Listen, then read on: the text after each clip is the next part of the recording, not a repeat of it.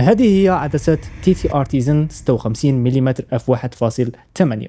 عدسة بورتري بسعر $130 فقط. جربتها على فوجي فيلم XS20 وبصراحة لم أكن أتوقع منها الكثير بهذا السعر، لكن بعد ما صورت صور وفيديو صار بإمكاني أن أقول أنها واحدة من أفضل عدسات البورتري الاقتصادية المتوفرة للفوجي فيلم X، وكذلك متوفرة في نايكون زي وكذلك سوني اي ماونت. تبع معي باقي الفيديو وراح تشوف السبب. العدسة صغيرة وخفيفة، مصنوعة بالكامل من المعدن، ووزنها حوالي 230 غرام. على الاكس اس 20 التوازن ممتاز، الكاميرا ما تصير ثقيله من الامام، اما بالنسبه لحلقه الفوكس فهي ناعمه وسلسه، وكذلك يجي معها لانس هود مستطيل الشكل، يعني يعطي جماليه كبيره للكاميرا، خصوصا على كاميرات الفوجي فيلم يتناسق بكثره مع المظهر الكلاسيكي الخاص به. النقطه الوحيده اللي ممكن تزعج مستخدمين الفوجي فيلم هو انه ما فيها الرينج الخاص بتغيير فتحة العدسة، يعني لازم تتحكم بفتحة العدسة من الدايرز الخاصين في الكاميرا، ولكن سهل أنك تتعود عليه، فقط يختلف عن العدسات الأصلية لفوجي فيلم.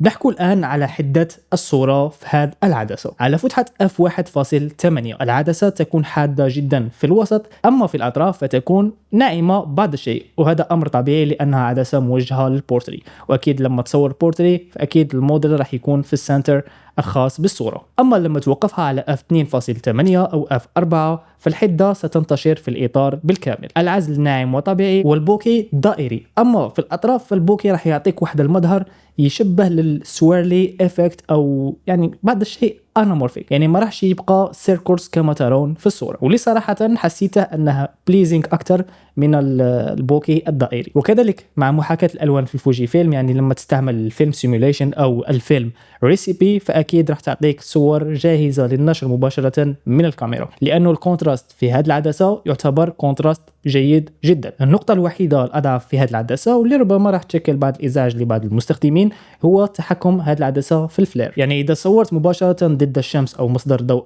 قوي يبان انعكاسات وفقدان في التباين، ولكن مع استخدام الهود اللي يكون مرافق لهذه العدسة، يعني يجي معها في البوكس، فأكيد راح تتخلص من هذا المشكل بعض الشيء. ولكن بالنسبة لي هذه ما راحش تكون نقطة سلبية يعني 100%، ولا يعني النقطة اللي راح تمنعك أنك تشتري هذه العدسة، لأنه بعض الأحيان هذاك الفلير راح يزيد واحد الجمالية في المشهد ولا في الصورة الخاصة به، وهذا بالتأكيد يعتبر رأي شخصي. المفاجأة الحقيقية بالنسبة لي كانت الأوتو فوكس على كاميرا فوجي فيلم XS20 واللي هي كاميرتي الخاصة. العدسة تعاملت جيدا مع الأوتوفوكس حتى مع تتبع العين، ليست الأسرع في السوق بالتأكيد، ولكنها ثابتة بما يكفي للبورتري والتصوير اليومي وكذلك لتصوير الفيديو. أما بالنسبة للفيديو صراحة لقيتها مفيدة أكثر مما توقعت. الفوكس فيها سلس، وحتى الفوكس بريدنج لم ألاحظه بتاتا، وكذلك الفوكس فيها هادئ وكذلك ثابت، يعني ما تسمعه ابدا. ومع تتبع الموضوع او التراكينج الكاميرا قدرت تحافظ على التركيز حتى مع f1.8، ومع منع اهتزاز داخل الكاميرا الفيديو طلع